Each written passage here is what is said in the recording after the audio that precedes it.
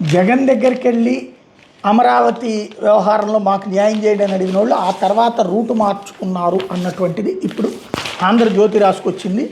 మారిన మనసు అంటూ ఆ రైతు మనసు మార్చుకున్నాడు, రాజధానిని వ్యతిరేకించే వర్గం నుంచి బయటకు వచ్చేశాడు.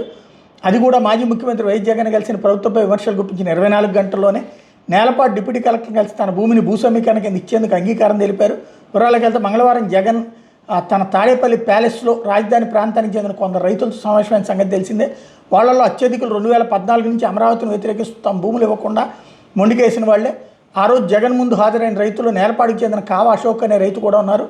నా భూమికి రాజధానికి ఇచ్చేది లేదు, ప్రభుత్వం మమ్మల్ని వేధిస్తోంది, బలవంతంగా లాక్కుంటుందని గట్టిగా విమర్శించారు. అదే కావ అశోక్ ఒక్క రోజులోనే మనసు మార్చుకున్నారు. బుధవారం నేలపాటి డిప్యూటీ కలెక్టర్కి తన భూమిలో ఎకరన్నర భూసమీకరణ కింద అప్పగించారు. మిగిలిన భూమిని కూడా శనివారం తన కుటుంబ సభ్యులతో కలిసి తుళ్ళూరు డిప్యూటీ కలెక్టర్కి అప్పగించేందుకు సుముఖత వ్యక్తం చేశారన్నటువంటి వార్తని హైలైట్ చేసింది.